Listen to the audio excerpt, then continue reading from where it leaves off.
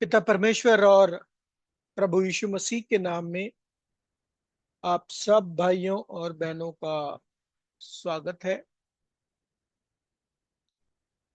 परमेश्वर के अनुग्रह से आज हम पहुंच गए हैं विषय 6,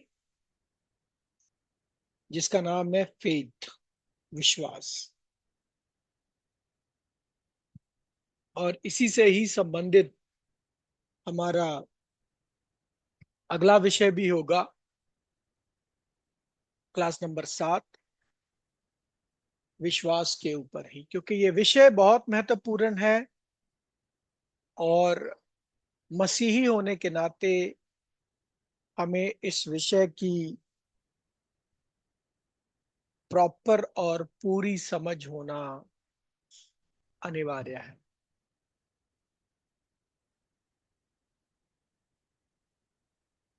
प्यारे भाई और बहनों,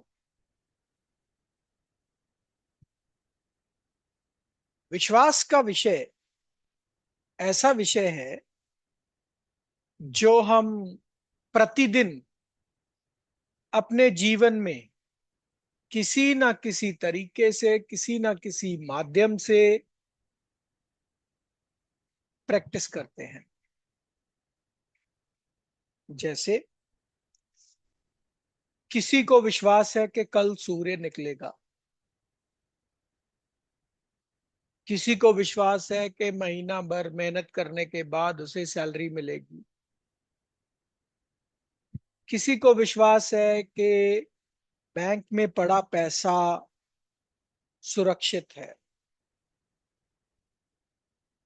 किसी को विश्वास है कि वो कल जीवित रहेगा या मतलब सोकर उठेगा और वो ये चीजें करेगा।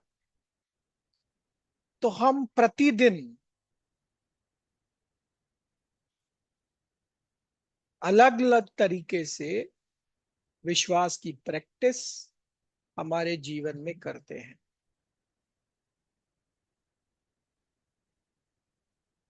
अब बात करते हैं धार्मिक विश्वास की। धार्मिक विश्वास में भी वैरायटी है। जैसे हिंदू धर्म का विश्वास है बहुत सारे देवी देवताओं को पूजना, और बहुत सारे रीति रिवाज करना, गौ माता को पवित्र मानना, और गौ के गाय के यूरिन को, पेशाब को भी पवित्र मानना। तो ये उनके धर्म के मुताबिक विश्वास है, तो धार्मिक विश्वास है। जब हम मुसलमान की बात करते हैं तो उसका विश्वास है कि पानी में सुगंध वाला पाउडर मिला के नहाने से उनसे जो दुष्ट आत्माएं हैं वो दूर होती हैं, दुष्ट आत्माओं से उनको प्रोटेक्शन मिलती है। ये उनका विश्वास है। इसी तरह बुद्ध धर्म का विश्वास है कि वो निर्वाणा, आत्मा का को निर्वाणा मिलना, यानी वे जीने मरने के सिलसिले से छुटकारा पाना, ये उनका विश्वास है। जब हम मसीहियों में आते हैं तो मसीहियों में भी दो बड़े ग्रुप हैं। कौन कौन से? एक रोमन कैथोलिक, दूसरा प्रोटेस्टेंट। रोमन कैथोलिक लोग बड़े बड़े चर्च बनाना, बड़ी बड़ी बिल्डिंग्स बनाना, मरियम जी के नाम पर प्रार्थना करना, रोजरी, पानी, तेल, उनको अभिषेक करना, उनका इस्तेमाल करना, और इस बात पर विश्वास करना कि ये सारी चीजें उनको बचा के रखेंगी, सुरक्षित रखेंगी, और उनकी प्रार्थनाओं का उत्तर पक्का है। ये उनका विश्वास है। प्रोटेस्टेंट्स की बात करें, खास करके पेंटिकॉस्टल की, तो उसमें पेंटिकॉस्टल का के कलीसिया के लोगों का ज्यादा ध्यान अन्य भाषाओं पर, चमत्कारों पर, और पवित्र आत्मा के अलग अलग वरदानों पर उनका विश्वास ज्यादा है। तो ये का विश्वास है। तो ये जो अभी एग्जाम्पल्स हमने देखी, ये धार्मिक विश्वास की एग्जाम्पल देखी। लेकिन अगर सिंपल शब्दों में पूछा जाए विश्वास क्या है, विश्वास की परिभाषा क्या है, तो भाई सुनीत ने जो वचन, जो शब्द बोले उसको पढ़ लेंगे हम। इब्रानियों 11वां अध्याय 1 वचन पढ़ लेंगे।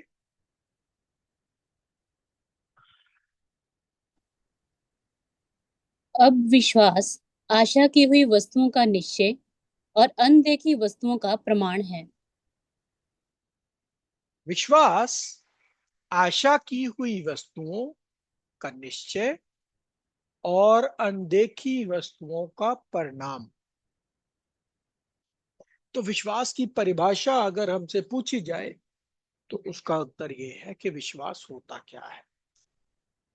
जो चीजों की आप आशा करते हैं, जो आपने देखी नहीं, है ना, लेकिन आप विश्वास करते हैं और आपको पक्का भरोसा है कि वो है। जैसे परमेश्वर, परमेश्वर को हमने नहीं देखा, लेकिन हमें पक्का भरोसा है कि परमेश्वर है। और हम प्रमाण भी देख मतलब मानते हैं कि यस, वो पक्का है। स्ट्रॉन्ग कन्विक्शन जिसे बोलते हैं, एक मजबूत आपका सोच कि यस, परमेश्वर है। तो विश्वास की परिभाषा ये है,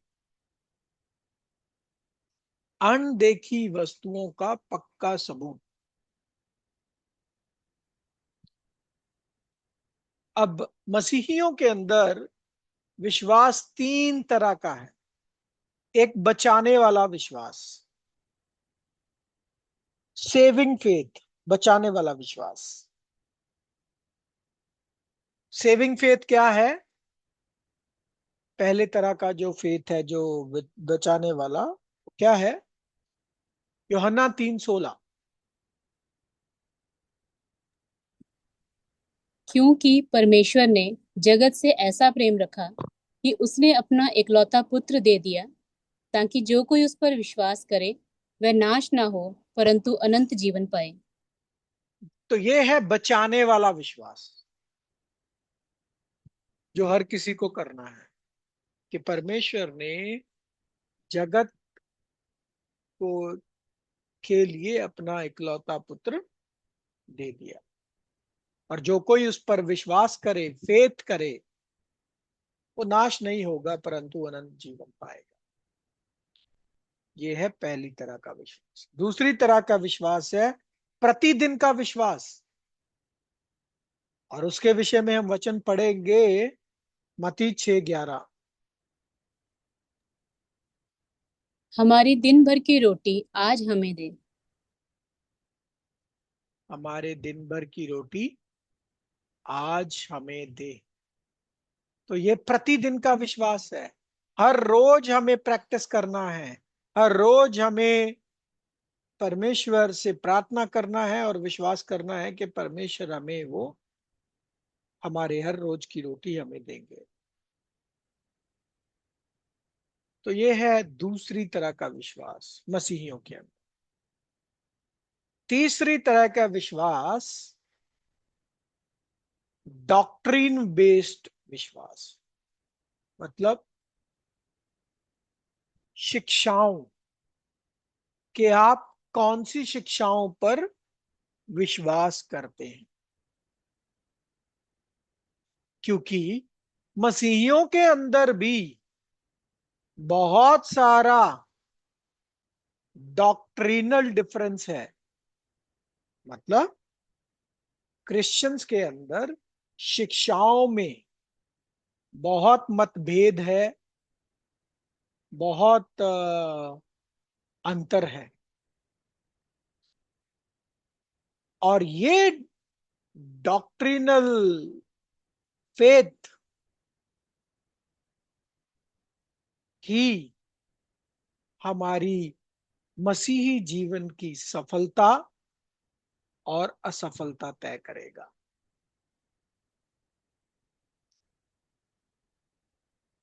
तो ये तीन तरह के विश्वास, शिक्षाओं वाला विश्वास, प्रतिदिन का विश्वास, बचाने वाला विश्वास, किसी ना किसी तरीके से हम सब लोग हमारे प्रतिदिन के मसीही जीवन में हम प्रैक्टिस करते हैं, एक्सरसाइज करते हैं।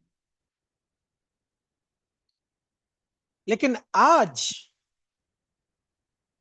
हम आपको एक विश्वास के और ऊंचे स्तर के साथ इंट्रोडक्शन करवाने जा रहे हैं। उस विश्वास का नाम है अति पवित्र विश्वास। अति पवित्र विश्वास। इस विश्वास के बारे में आपने कभी सुना, कभी पढ़ा?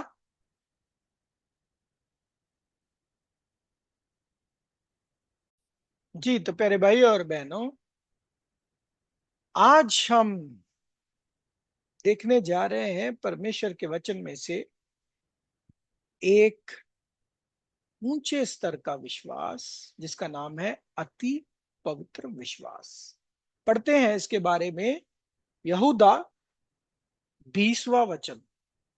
यहूदा में एक ही चैप्टर है, उसका 20वां वचन पढ़ेंगे।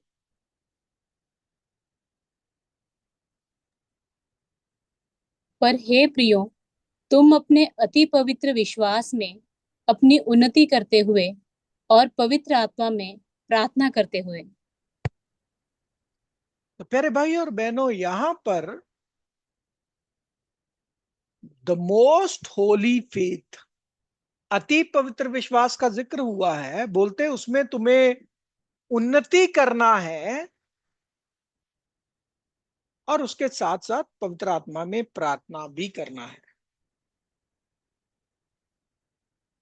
अब हम सब तो क्रिश्चियंस हैं, और हमें यदि पता ही नहीं है ये अति पवित्र विश्वास क्या चीज है, तो हम उन्नति कैसे करेंगे? और दूसरी बात, अति पवित्र विश्वास को मसीहियों के द्वारा बहुत इग्नोर किया जाता है। पहली बात तो पता ही नहीं है, अगर किसी ने पढ़ा भी हो तो उसको समझ नहीं है, और अगर शायद किसी को समझ भी हो तो वो उन्नति करने में सक्षम नहीं है या उन्नति नहीं कर पाते। लेकिन आत्मिक उन्नति के लिए ये दो चीजें जरूरी हैं,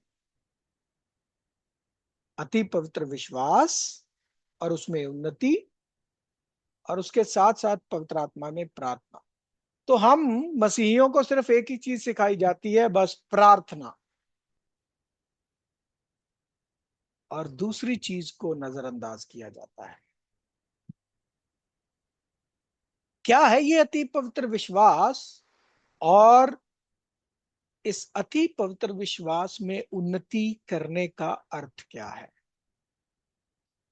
तो ये अति पवित्र विश्वास क्या है, हम तीसरे वचन में पढ़ेंगे।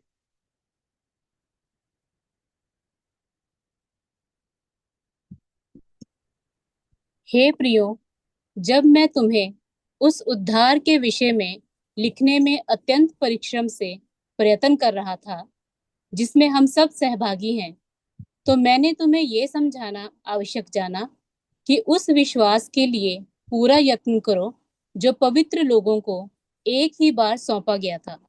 उस विश्वास को हासिल करने के लिए पूरा प्रयत्न करो जो पवित्र लोगों को नहीं, संतों को एक ही बार सौंपा गया था।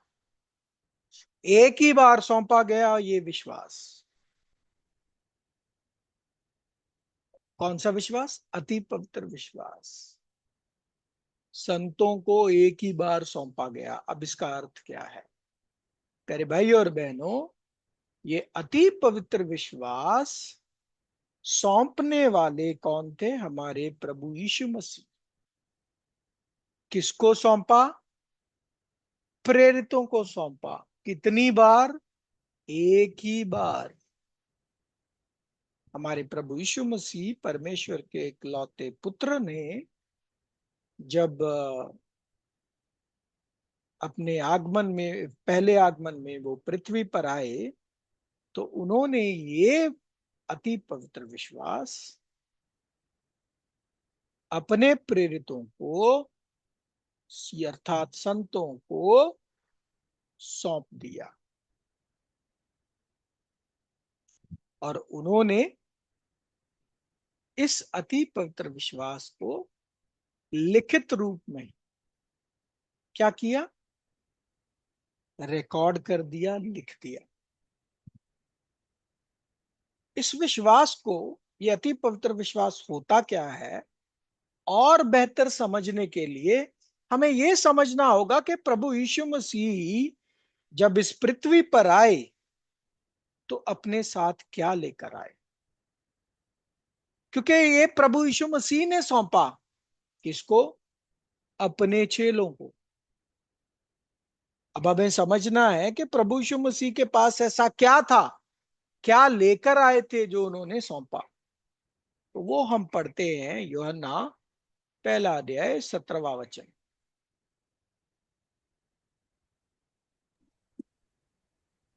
इसलिए कि व्यवस्था तो मूसा के द्वारा दी गई, परंतु अनुग्रह और सच्चाई यीशु मसीह के द्वारा पहुंची।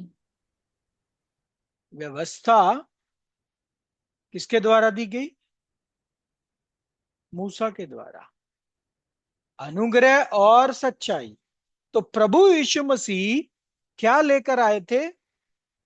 अनुग्रह और सच्चाई। ये अनुग्रह और सच्चाई क्या है?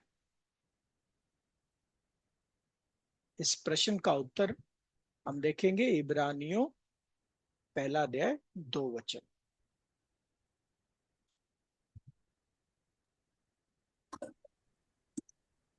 पर इन अंतिम दिनों में हमसे अपने पुत्र के द्वारा बातें की, जिसे उसने सारी वस्तुओं का वारिस ठहराया, और उसी के द्वारा उसने सारी सृष्टि भी रची है। तो अनुग्रह ये था कि पिता परमेश्वर ने अंतिम दिनों में अपने वचनों को अपने पुत्र के द्वारा बताया। और याद रखो प्यारे भाई और बहनों, पुत्र ने जो कुछ भी बोला अपने मन से कुछ नहीं बोला, अपनी सोच से कुछ नहीं बोला। जो कुछ भी बोला, क्या बोला? यूहन्ना तीसरा अध्याय 34 वचन। क्योंकि जिसे परमेश्वर ने भेजा है वह परमेश्वर की बातें कहता है, क्योंकि वह आत्मा नाप नाप कर नहीं देता। तो प्रभु यीशु मसीह को भेजने वाले कौन? पिता परमेश्वर। और प्रभु यीशु मसीह ने बातें किसकी की? परमेश्वर की ही। अपने क्या बोलते हैं, अपनी तरफ से कुछ नहीं बोला। जो भी बोला वर्ड ऑफ गॉड, परमेश्वर की ओर से मिले हुए शब्दों को ही उन्होंने बोला। और परमेश्वर के शब्द क्या हैं? परमेश्वर का वचन क्या है? तेरा वचन सत्य है। और यही तो हमने पढ़ा, प्रभु यीशु मसीह अपने साथ क्या लेकर आए? अनुग्रह और सच्चाई।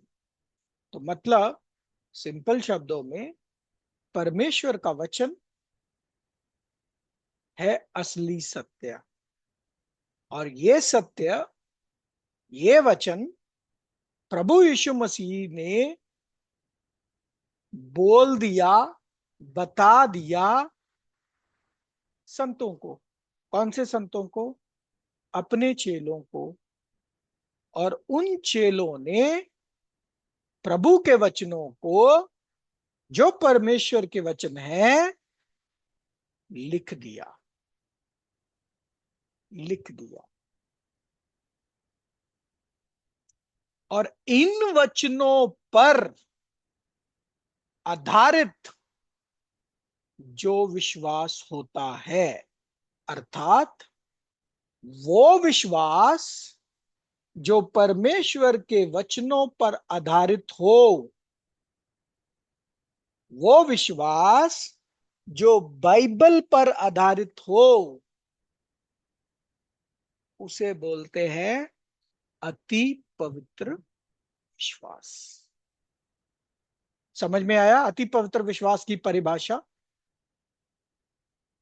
वह विश्वास, पहली बात तो विश्वास अनदेखी वस्तुओं का पक्का सबूत, ये याद रखना।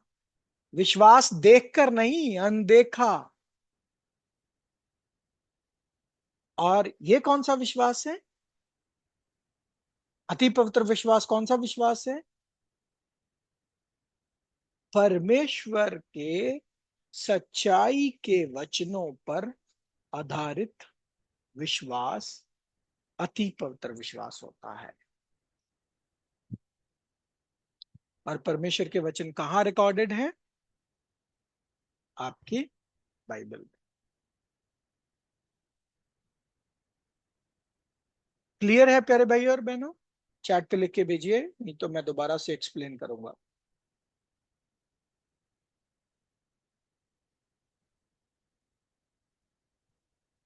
समझ में आ गया आपको अति पवित्र विश्वास क्या होता है?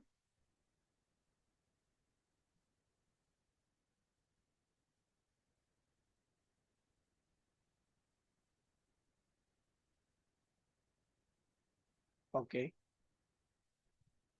तो अति पवित्र विश्वास वो विश्वास होता है जो परमेश्वर के वचनों पर आधारित हो। फॉर एग्जाम्पल हम बहुत सारी बातों पर विश्वास करते हैं हमारे इस पृथ्वी के जीवन में। जैसे एग्जाम्पल मैं लेने जा रहा हूं, अरे उसने तो हमारे जादू टोना कर दिया है, ऐसा हो रहा है, वैसा हो रहा है। क्या ये जादू टोना परमेश्वर के वचन में है?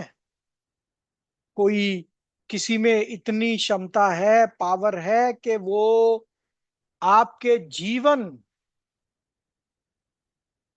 आपके जीवन को कंट्रोल कर सके? मतलब आपके जीवन एक दिशा में जा रहा है और उस दिशा से बदल के आपके जीवन को दूसरी दिशा में ले जाए, किसी में इतनी पावर है?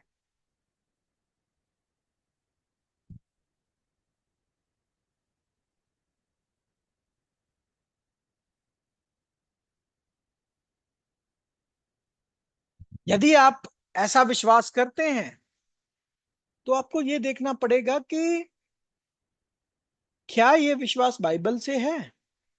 बाइबल में ऐसा है जादू टोना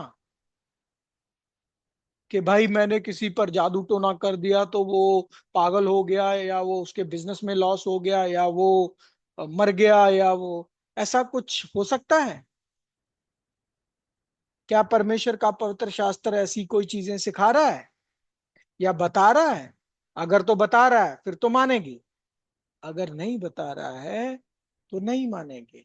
ये है अति पवित्र विश्वास। जी नरेंद्र पाल जी, मैं दोबारा से एक्सप्लेन कर रहा हूं। अति पवित्र विश्वास क्या होता है?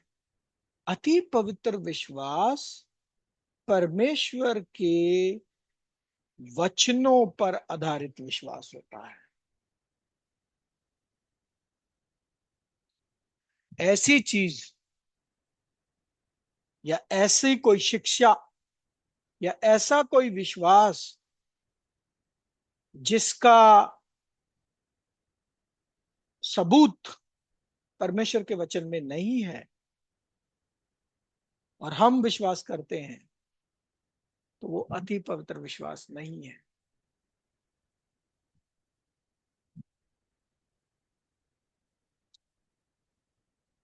तो ये जो मसीही भाई बहन मसीह में आकर भी ऐसी चीजों पर फेथ रखते हैं, उनको देखना है परमेश्वर का वचन खोलकर कि ऐसी चीजें भी हो सकती हैं क्या। क्या कोई जादू टोने से किसी का जीवन छीन सकता है? क्या परमेश्वर ने ये अधिकार किसी को दिया है? क्योंकि ये जो हमारे नथनों में सांस चल रहा है ना, वचन में लिखा है, अयूब 27वां अध्याय 27वां अध्याय 3 वचन प्लीज पढ़ दीजिए सिस्टर। जो 27:3, अयूब 27:3।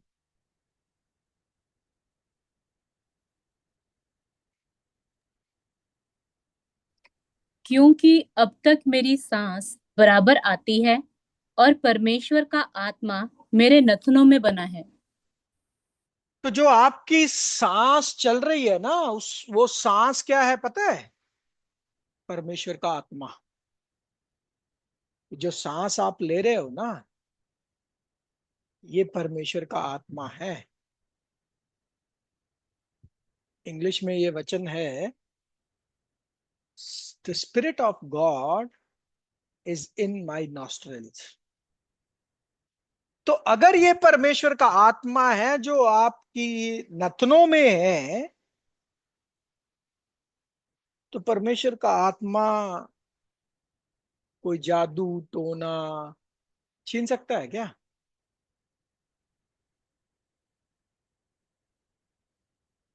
क्या ये अधिकार परमेश्वर ने किसी को दिया है?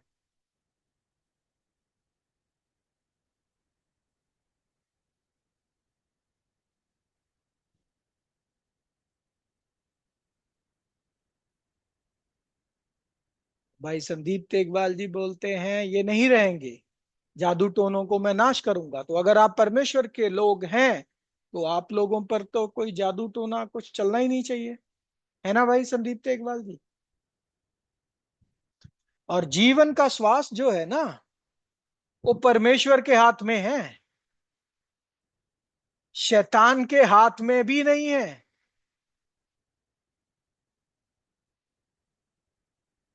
और अगर हम मसीह होने के नाते इन सब चीजों में आज भी विश्वास रखते हैं या करते हैं, तो हमें गंभीरता से अपने विश्वास को देखना पड़ेगा कि क्या मेरा विश्वास अति पवित्र विश्वास है या खाली चलता फिरता विश्वास है। ये सिर्फ मैं एक एग्जांपल ले रहा हूं, ऐसी बहुत सारी शिक्षाएं हैं प्यारे भाइयों और बहनों, जो एक एक करके हम आपके सामने रखेंगे और आपको समझ में आएगा कि आप परमेश्वर के वचन के तालमेल में ना हो रहते हुए आप उन चीजों पर विश्वास कर रहे हैं जिन चीजों पर अन्य जातियां विश्वास करती हैं। अगर आप अन्य जातियों के जैसे ही आज भी विश्वास करते हैं, तो आप अति पवित्र विश्वास में नहीं हैं।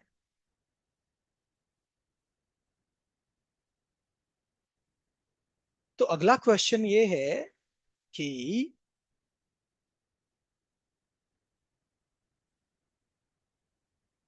आज परमेश्वर के सत्य वचन को जानने के लिए, समझने के लिए कितने लोग कोशिश कर रहे हैं? बाइबल स्टडी के लिए कितने लोगों के पास टाइम है? किसी के पास नहीं। उनको लगता है हमें कौन सा सिखाना है। अरे नहीं भाई, आपको बाइबल स्टडी या ये शिक्षा या ज्ञान इसलिए नहीं प्राप्त करना है कि आपको दूसरों को सिखाना है। आपको खुद की उन्नति के लिए, ताकि आप अति पवित्र विश्वास में उन्नति कर सकें, इसलिए आपको सीखना है। अपनी खुद की उन्नति के लिए सीखना है, क्योंकि वचन में लिखा है तुम अति पवित्र विश्वास में उन्नति करते जाओ। अब जब आप पढ़ोगे ही नहीं, जब आप समझोगे ही नहीं, जब आपको कोई एक्सप्लेन ही नहीं करेगा, तो आपको कैसे समझ में आएगा और कैसे उन्नति करेंगे। और बाय द वे, भाई संदीप तेगबाल जी, थैंक यू ये वचन देने के लिए। लेकिन मैं आपसे बाद में बात करूंगा। अगर आपको ये वचन मालूम है तो फिर थोड़े दिन पहले आपने मुझसे एक क्वेश्चन किया था, जरा उसको उसको रिव्यू करके रखिए, हम सुबह बात करेंगे। तो क्वेश्चन ये है कि आज संसार छोड़िए, संसार तो सत्य ढूंढ ही नहीं रहा है, संसार को परमेश्वर के वचन से क्या ही पड़ी, लेकिन मसीहियों को भी परमेश्वर से वचन से क्या ही पड़ी है। उनको लगता है कि हम सीख के क्या करना है, या हमें कोई हमारे जो सिखाने वाले, या हमारे पास्टर जी, हमारे जो टीचर हैं, या जो हमारे जिधर जिस भी संस्था के साथ हम जुड़े हैं, जिस भी कलीसिया में हम जाते हैं, जब आप उनसे बात करते हो, वो बोलते हैं आपको क्या करोगे इतनी नॉलेज लेकर, खाली विश्वास करो बस, और क्या चाहिए। अरे नहीं भाई, वचन बोलता है अति पवित्र विश्वास में उन्नति करना है। वचन बोलता है कि भाई दूध से हटकर अन्न तक पहुंचना है। कब तक दूध ही पीते रहोगे? तो विश्वास में उन्नति क्यों नहीं करनी है? नॉलेज क्यों नहीं चाहिए? एक कॉमन क्रिश्चियन को भी नॉलेज क्यों नहीं चाहिए? सबको नॉलेज चाहिए। नॉलेज लेना खाली पास्टर या शिक्षक का अधिकारी नहीं है, बल्कि हर किसी को सीखना है, ताकि हम अपनी भक्ति आत्मा और सच्चाई से कर सकें। हमारे चारों तरफ आज इतनी नॉलेज है, इतनी नॉलेज है, यूट्यूब है, हर कोई चैनल खोल के बैठा है, हर कोई ज्ञान दे रहा है। अब इतनी सारी इंफॉर्मेशन में क्या सही है क्या गलत है, उसका फिल्टर कैसे लगाओगे, कैसे चुनोगे, अगर आपको खुद को नॉलेज नहीं है? और क्या मालूम जिस पर आप विश्वास कर रहे हो, क्या वो वाकई सच में सही है या गलत? इसकी पहचान कैसे करोगे?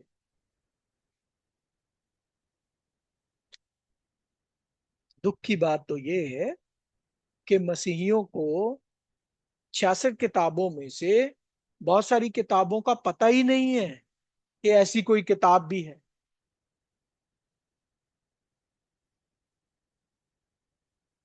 खास करके पुराने नियम की किताबें। तो प्यारे भाई और बहनों, परमेश्वर के वचन की पढ़ाई क्यों महत्वपूर्ण है? क्योंकि बाइबल परमेश्वर का वचन है, और आपको खुद से सुनना है परमेश्वर का वचन क्या कह रहा है। परमेश्वर क्या कह रहे हैं आपको खुद से सुनना है, किसी के कानों से नहीं, बल्कि अपने कानों से सुनना है। ये आपकी जिम्मेदारी है। वचन पढ़ेंगे, इब्रानियों पहला अध्याय 1 और 2 वचन।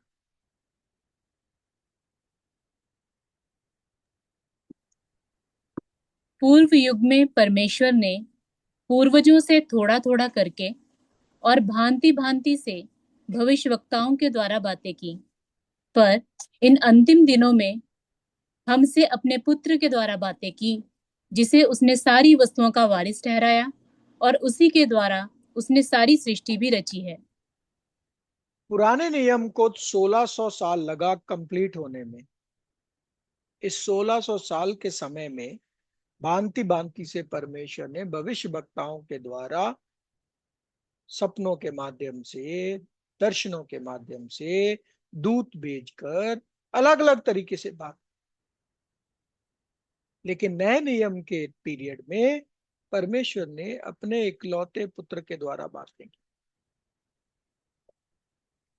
तो पुराना नियम और नया नियम दोनों मिलकर 66 किताबें, बाइबल के 2 हिस्से। 39 किताब, 27 किताब, टोटल 66 किताब। ये 66 किताब जो हैं, यही है परमेश्वर का वचन, यही है हमारा दायरा, यही है हमारी दुनिया, और इसी में है आपके हर एक प्रश्न के उत्तर का जवाब। और परमेश्वर अपने वचन को लेकर बहुत स्ट्रिक्ट है। पढ़ लीजिए प्रकाशित वाक्य 22वां अध्याय 18 और 19। मैं हर एक को जो इस पुस्तक की भविष्यवाणी की बातें सुनता है गवाही देता हूँ, यदि कोई मनुष्य इन बातों में कुछ बढ़ाए तो परमेश्वर उन विपत्तियों को जो इस पुस्तक में लिखी हैं उस पर बढ़ाएगा, और यदि कोई इस भविष्यवाणी की पुस्तक की बातों में से कुछ निकाल डाले तो परमेश्वर उस जीवन के पेड़ और पवित्र नगर में से जिसका वर्णन इस पुस्तक में है उसका भाग निकाल देगा। तो परमेश्वर अपने वचन को लेकर बहुत स्ट्रिक्ट है कि इसमें अगर किसी ने छेड़छाड़ की, कम ज्यादा किया, तो मैं जीवन की पुस्तक से ही उसका नाम निकाल दूंगा। कई मसीही ये मानते हैं या उनका मानना है कि 66 से ज्यादा किताबें हैं। उनको ध्यान रखना होगा इस वचन का। यही वचन की चेतावनी हम पुराने नियम में भी पढ़ते हैं, व्यवस्था विवरण 12वां अध्याय 32 वचन।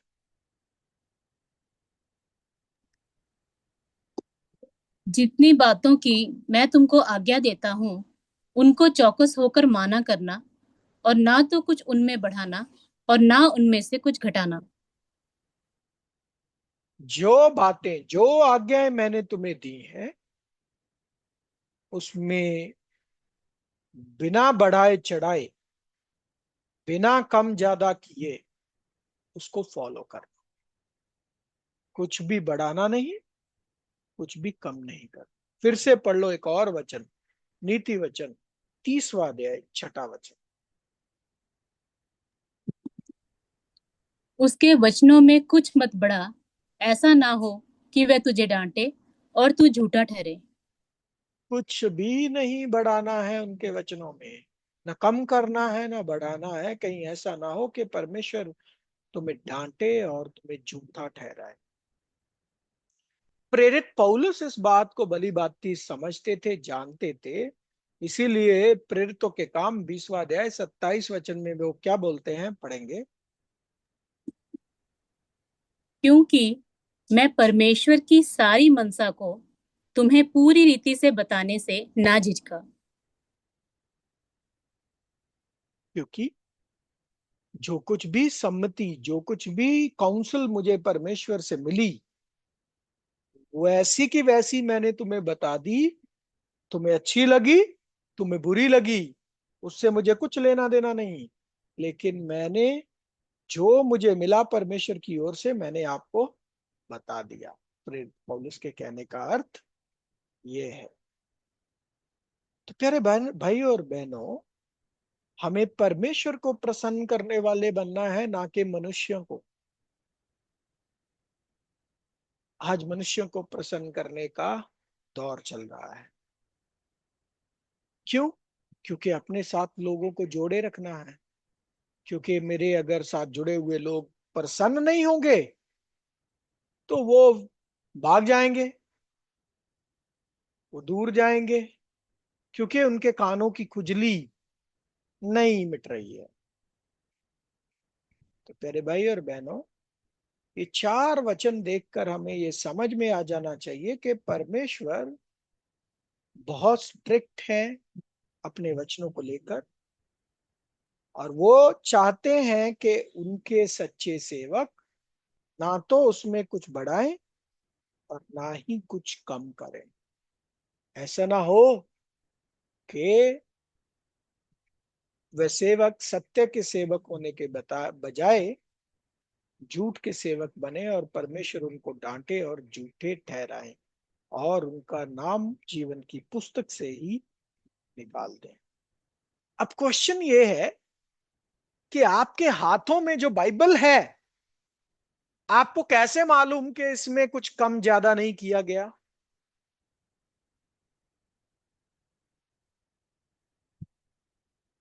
क्या कैसे पता करेंगे कि आपके हाथ में जो बाइबल है, जिसको लेकर आप बड़े बड़े क्लेम करते हैं, उसमें कुछ कम ज्यादा नहीं किया गया? और उन वचनों को कैसे एक्सरसाइज करना है? फॉर एग्जाम्पल, हमारे मसीहियों में अंधभक्ति की कोई कमी नहीं है। जैसे फॉर एग्जाम्पल, वचन में अगर लिखा है, प्रभु यीशु मसीह ने बोला है, तुम विश्वास करो तो ये पेड़ उखड़ कर समंदर में चला जाएगा, या पहाड़ को तुम पीछे कर दोगे। क्या हम कर सकते हैं ऐसा? एक पेन भी हिला सकते हैं? हवा में ऐसे उड़ना शुरू कर दे पेन? अब इन बातों को कैसे समझे? और आपके हाथ में जो पवित्र वचन है, उसके विषय में हम कैसे समझे कि इसमें कम ज्यादा नहीं किया गया? अगर मैं आपसे पूछूं कि प्यारे भाई और बहनों, ये जो आपके हाथ में बाइबल है, आप कितनी विश्वास के साथ ये कह सकते हैं कि इसमें कुछ कम ज्यादा नहीं किया गया? नहीं, बिल्कुल आप नहीं कह सकते। पहली बात तो हमारे इंडिया में लिमिटेशन है कि हमें इंग्लिश नहीं आती है। और याद रखिए, बाइबल ना तो हिंदी में लिखी गई, ना आपके क्षेत्र की भाषा में लिखी गई, ना बंगाली में लिखी गई, ना उड़िया में लिखी गई, ना किसी और भाषा में लिखी गई। बाइबल, पुराना नियम लिखा गया इब्रानी में, और नया नियम ग्रीक और लैटिन में।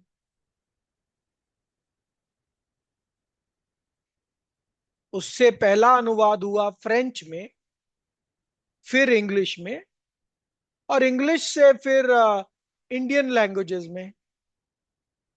अब इंडियन लैंग्वेजेस में जब अनुवाद किया गया है, तो बहुत सारी गड़बड़ की गई है।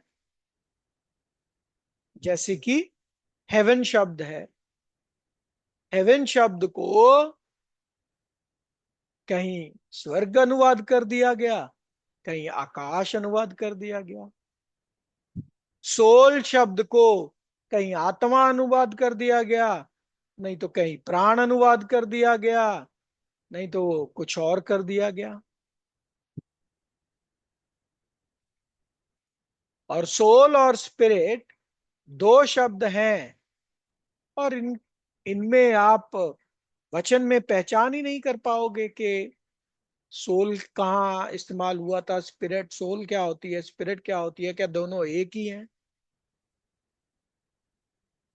नरक को कहीं नरक अनुवाद कर दिया, हेल हेल शब्द को कहीं नरक अनुवाद कर दिया गया, कहीं पताल कर दिया गया, तो कहीं खड्डा कर दिया गया।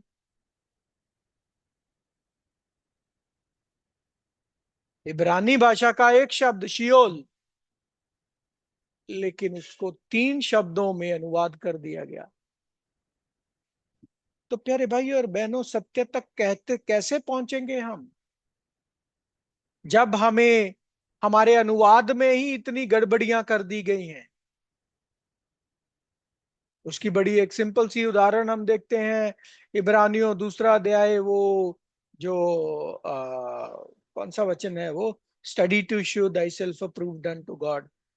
उधर स्टडी का मतलब होता है पढ़ाई करो, और पढ़ाई शब्द ही नहीं आता है जब हिंदी अनुवाद में हम पढ़ते हैं।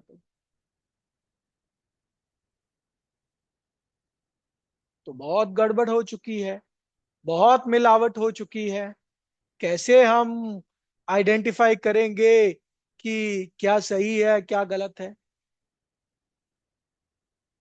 जी, परमेश्वर अपनी आत्मा से गाइड करके हमें पहुंचाएंगे, पता करवाएंगे कि कैसे आ, कैसे सत्य की तह तक पहुंचे। प्यारे भाई और बहनों, आपको ये जानकर बड़ी हैरानी होगी कि बाइबल जो फर्स्ट टाइम पेपर प्रिंटिंग पे हुई है, पेपर प्रिंटिंग तो हुई है 1470 का ईस्वी के करीब आकर। उससे पहले तो पेपर और ये पेन का जमाना ही नहीं था। तो बाइबल कैसे इतने साल रिटेन करके रखी गई। तो मेरे भाई और बहनों, पेपर की इन्वेंशन होने से पहले बाइबल मनुस्क्रिप्ट्स में, स्क्रोल्स जैसे आपकी स्क्रीन पर दिख रहा है ना, मनुस्क्रिप्ट्स ऐसे रखी जाती थी। और कैसे होता था?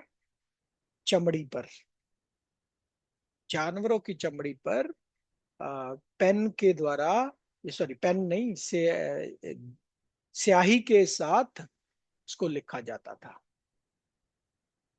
और ऐसे स्क्रोल्स बनाकर रख दिया जाता था। और इन स्क्रोल्स की लाइफ होती थी कोई 50 साल या 60 साल।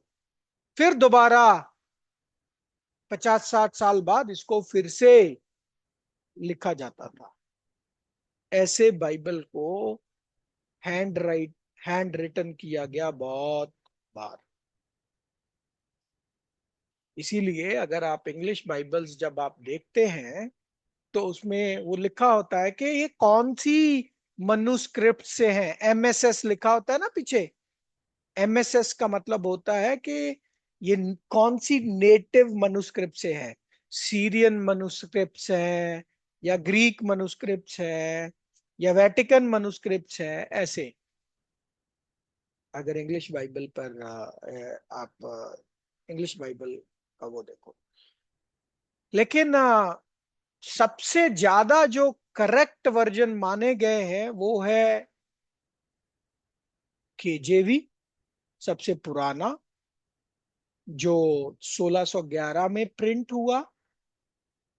और लेटेस्ट लगभग 100-150 साल पहले, 100-125 साल पहले एक और ट्रांसलेशन आई, जो कुमरान नामक खान उधर दूसरी और तीसरी सदी की मनुस्क्रिप्ट्स मिली। कुमरान नामक खानों में दूसरी और तीसरी सदी की मनुस्क्रिप्ट्स मिली। और उन मनुस्क्रिप्ट से जो बाइबल का वर्जन आया उसका नाम है एनआईवी, न्यू इंटरनेशनल वर्जन। तो अगर आपको सच्चाई तक पहुंचना है, सत्य की तह तक पहुंचना है, तो केजेवी और एनआईवी से वचनों को कंपेयर करना होगा। और दोनों को तालमेल में लाकर फिर आप सत्य की तह तक पहुंच पाओगे।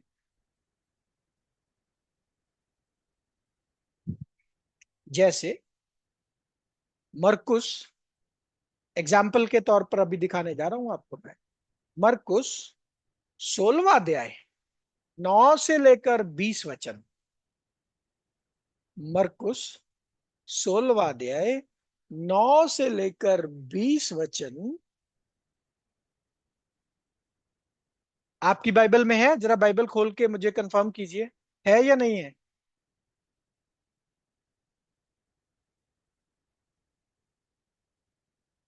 आपकी आपके हाथ, आप जो भी बाइबल इस्तेमाल करते हैं उसमें मरकुस 16वां अध्याय 9 से 20 वचन है।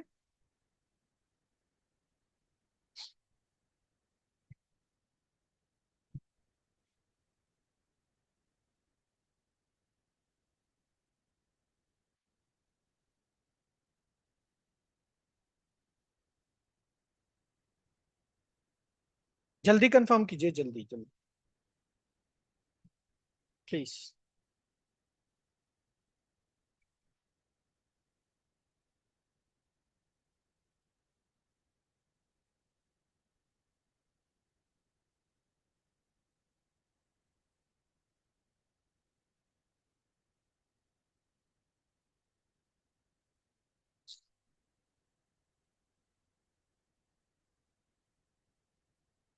है क्या?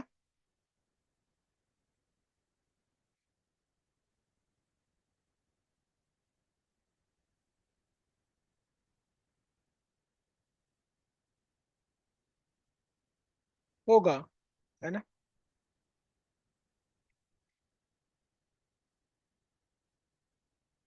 अगर आप एनआईवी बाइबल में इसका फुट नोट देखोगे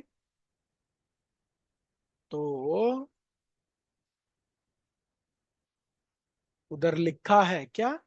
the most reliable early manuscripts and ancient witnesses do not have Mark 16:99 to 20.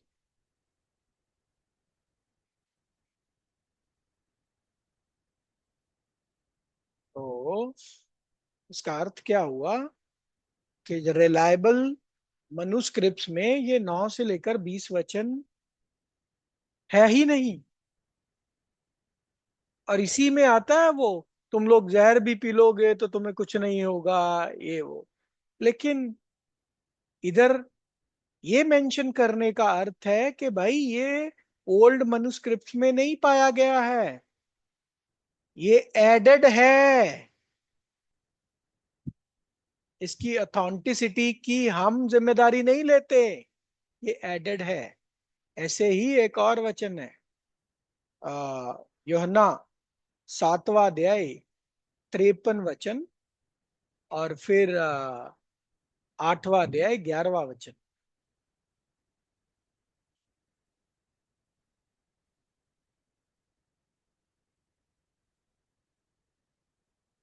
तो एनआईवी बाइबल में आपको ऐसे फुटनोट मिलेगा कि भाई ये देखिए, इधर लिखा है ना, earliest and most reliable manuscripts and other ancient witnesses do not have John 7:53 and 8:11। तो ये भी एडेड वचन है ना?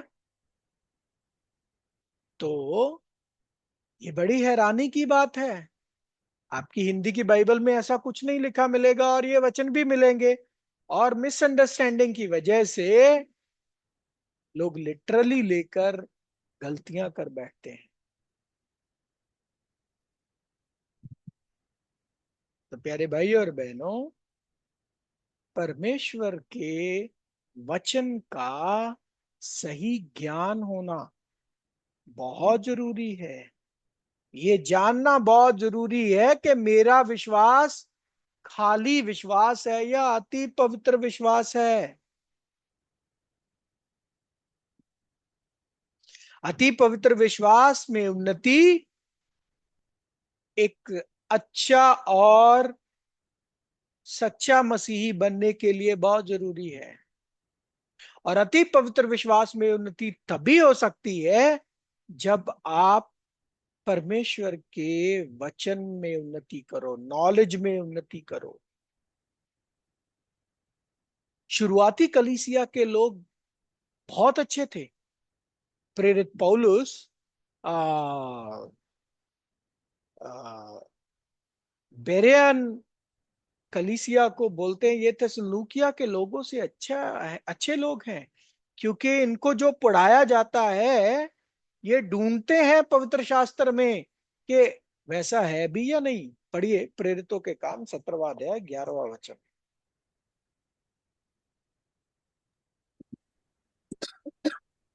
ये लोग तो थिस्सलुनीके के यहूदियों से भले थे और उन्होंने बड़ी लालसा से वचन ग्रहण किया और प्रतिदिन पवित्र शास्त्रों में ढूंढते रहे कि ये बातें ऐसी ही हैं कि नहीं। तो क्या करते थे वो ढूंढते थे पवित्र शास्त्र में कि जो उनको बताया जा रहा है, जो वो सुन रहे हैं, वो पवित्र शास्त्र में है या नहीं है। आज ऐसी प्रैक्टिस फॉलो होती है? अगर कोई ऐसी प्रैक्टिस करने की कोशिश भी करे तो जो टीचर है या पास्टर जी हैं वो नाराज हो जाएंगे, तुम यार मेरे पे विश्वास नहीं करते हो। नहीं भाई, आपका हक बनता है, आप वचन से वैलिडेट करो चीजों को। जो आपको बताया जा रहा है वो वचन के अनुसार है या नहीं है। तो प्यारे भाई और बहनों, हमें ये पता लगाना है अपने अपने निजी जीवन में कि हमारा विश्वास खाली विश्वास है या फिर अति पवित्र विश्वास है। क्या इस प्रश्न का उत्तर आपके लिए महत्व रखता है, और यदि रखता है तो कितना? अगर महत्व रखता है तो आपको क्या करना है? उन्नति करनी, समझना है पहले परमेश्वर के वचन को, परमेश्वर के वचन की नॉलेज लेनी है। तभी तो आप सही और गलत का फैसला कर पाओगे, सत्य और झूठ का फैसला कर पाओगे।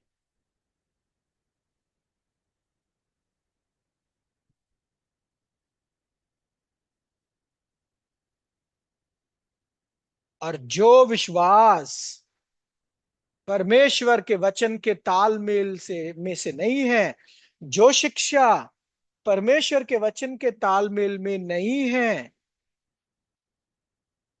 वो क्या है? असत्य, झूठ। कौन सी शिक्षा है? झूठ। वो हर कोई शिक्षा जो परमेश्वर के वचन के तालमेल में नहीं है, वो क्या है? झूठ है। और इसका फैसला आपको करना है कि आपको झूठ पर विश्वास करना है या आपको सत्य पर विश्वास करना।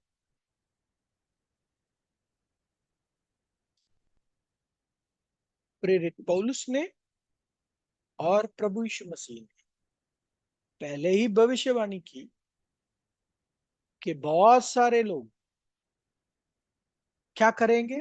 पढ़िए पहला तिमोथियस चौथा अध्याय 1 वचन। परंतु आत्मा स्पष्टता से कहता है कि आने वाले समयों में कितने लोग भरमाने वाली आत्माओं और दुष्ट आत्माओं की शिक्षाओं पर मन लगाकर विश्वास से बहक जाएंगे। हाँ, अति पवित्र विश्वास से बहक जाएंगे। कैसे? दुष्ट आत्माओं की शिक्षा पर मन लगाकर, भरमाने वाली आत्माओं पर मन लगाकर।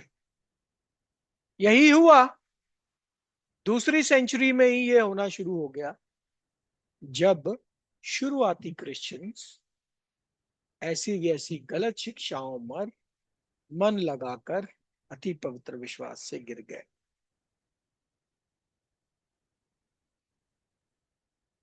अगर ऐसा दूसरी सेंचुरी में ही हो गया था तो आज क्या परिस्थिति होगी प्यारे भाई और बहनों? और झूठ कहां से आता है पता है? झूठ का सोर्स कौन है? कहां से आता है झूठ? पढ़ लीजिए यूहन्ना 8वां अध्याय 44 वचन। तुम अपने पिता शैतान से हो और अपने पिता की लालसाओं को पूरा करना चाहते हो। वह तो आरंभ से हत्यारा है और सत्य पर स्थिर न रहा, क्योंकि सत्य उसमें है ही नहीं। जब वह झूठ बोलता तो अपने स्वभाव ही से बोलता है, क्योंकि वह झूठा है, वरन झूठ का पिता है। झूठ का जो पिता है, झूठ का जो सोर्स है, वो शैतान है। और हर कोई झूठी शिक्षा शैतान से ही उत्पन्न होती है। अब हम जांचेंगे हमारे विश्वास को कैसे? एक छोटा सा टेस्ट ले, हम देखेंगे कि हमारा विश्वास विश्वास है या अति पवित्र विश्वास है, या जो हम विश्वास कर रहे हैं वो झूठ है, बरमाने वाली आत्मा है। एक टेस्ट रखेंगे। फॉर एग्जाम्पल, पहला टेस्ट, पहली शिक्षा, मनुष्य का आत्मा के विषय की शिक्षा। क्या मनुष्य का आत्मा मर सकता है? क्या है ये आत्मा? क्या मनुष्य के आत्मा के विषय में जैसे बाकी अन्य जाति धर्म विश्वास करते हैं, बाइबल का विश्वास भी वैसा ही है? पहला टेस्ट ये। दूसरा, ट्रिनिटी, तीन परमेश्वर लेकिन तीनों एक। क्या है सत्य इस विषय को लेकर? इस विषय को हम कैसे समझें? क्या कोई भी इस विषय को समझ नहीं सकता? तीसरा टेस्ट, नरक। क्या है ये नरक? यमलोक जिसे बोलते हैं। क्या हिंदुओं का यमलोक और बाइबल का नरक सेम ही है? क्या कोई नरक में मर सकता है? नरक के बारे में सत्य क्या है? चौथा, आदम से लेकर आज तक कितना समय हुआ है पृथ्वी पर इंसान को? साइंस बोलती है लाखों साल, हजारों साल, करोड़ों साल हो गए। क्या वाकई इतना साल हो गए? इतना समय हो चुका है?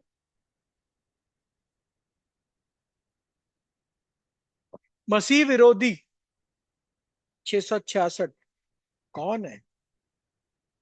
शैतान कैसा दिखता है? भद्दा है, मर सकता है, अमर है, कैसी है उसकी पावर? क्यों नरक में वो एंजॉय कर रहा है और बाकी सब सड़ रहे हैं? क्या परमेश्वर ने आ, शैतान के लिए एसी कमरा बना रखा है क्या? कब होगा प्रभु यीशु मसीह का आगमन? कब से सुनते आ रहे हैं वो आने वाला है, आने वाला है। कब आएंगे? कोई डेट है? कोई समय है? आठवां पॉइंट, कलीसिया। क्या है ये कलीसिया? क्या बहुत बड़ी बिल्डिंग? क्या लाखों की तादाद में जहां इकट्ठा होते हैं लोग, वो है कलीसिया? क्यों है इतने सारे बंटवारे? और क्यों एक जगह कलीसिया अटेंड करने वाले लोग दूसरी जगह नहीं जा सकते?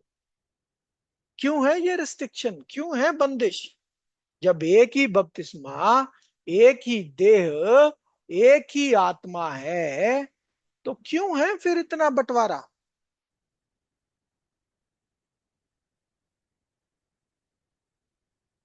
अगला पॉइंट, परमेश्वर का राज्य क्या है? उसका मतलब क्या वाकई परमेश्वर का राज्य कोई पृथ्वी पर आने वाला है? अगर आने वाला है तो कब? ये सारी शिक्षाओं पर आप क्या विश्वास करते हैं? ये जितने पॉइंट्स मैंने बोले, इनके बारे में आपको नॉलेज है? और जो भी आप विश्वास करते हो, क्या आपको पक्का पता है कि वो सत्य है या झूठ है? इसकी तर्क तो आप तभी कर सकते हो ना जब आपको नॉलेज होगी, जब आप विस्तार से इन विषयों के संबंधित वचनों को पढ़ेंगे, उन पर ध्यान करेंगे, तभी तो समझ में आएगा ना। अगर आप पढ़ोगे ही नहीं तो समझ में कैसे आएगा? और अगर समझ में नहीं आएगा तो कैसे पता चलेगा कि आप विश्वास में है या अति पवित्र विश्वास में है?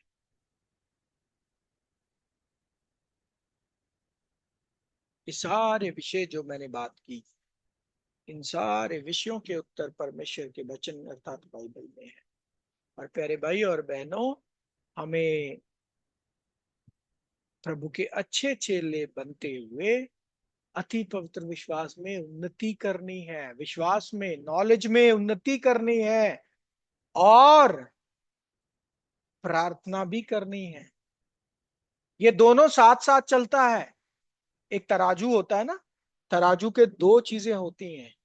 उस तराजू में बैलेंस बनाए रखने के लिए इन दोनों चीजों का होना बहुत जरूरी है, नॉलेज का और प्रार्थना का।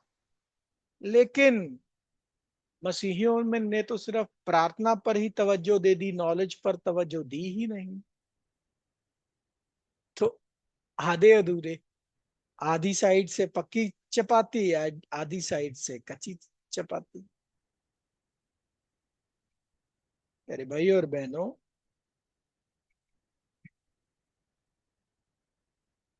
सत्य में बढ़ोतरी, सत्य में ज्ञान प्राप्त करना उतना ही इंपॉर्टेंट है जितना प्रार्थना। और इन दोनों में, ये दोनों साथ साथ चलता है। ऐसा नहीं कि एक अलग, एक अलग नहीं, दोनों साथ साथ में चलना चाहिए। और सत्य आपको आजाद करेगा, स्वतंत्र करेगा। सत्य क्या है, सत्य किस चीज के लिए है? दूसरा तिमोथियुस 3 अध्याय 16 और 17 वचन।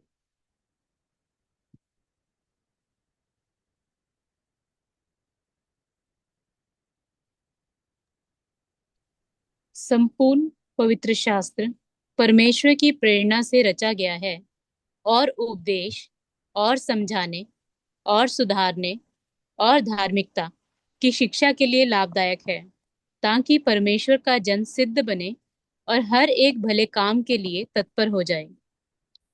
उपदेश के लिए है, समझाने के लिए है, सुधारने के लिए है, धार्मिकता के लिए है। समझाना शब्द ठीक नहीं है, रिप्रूफ मतलब ताड़ना होता है, डांटना होता है। तो ये चार चीजों के लिए परमेश्वर का वचन है। इसलिए ये बहुत जरूरी है हर एक के लिए, चाहे वो शिक्षक है चाहे वो नॉन शिक्षक है, सबके लिए परमेश्वर के वचन पढ़ना, उसकी नॉलेज हासिल करना बहुत जरूरी है। मेरे भाई और बहनों, ये अति पवित्र विश्वास शुरुआती कलीसिया में ही गिरना चालू हो गया था। अगर उधर ही गिरना चालू हो गया था तो आज परिस्थिति क्या होगी प्यारे भाई और बहन? ये विश्वास कैसे गिरना चालू हुआ, क्या क्या हुआ, और इस विश्वास से गिरने के विषय में जो भविष्यवाणियां प्रभु यीशु मसीह या प्रेरित ने की, इसको जानने के लिए हम अति पवित्र विश्वास के दूसरे हिस्से की पढ़ाई में अगले सप्ताह मिलेंगे। तब तक परमेश्वर ही आप सबको बहुत सारा आशीर्वाद दें, और परमेश्वर अपने पवित्र आत्मा के माध्यम से उनके पवित्र वचनों को समझने में आप सबकी मदद करें। Thank you and Lord bless.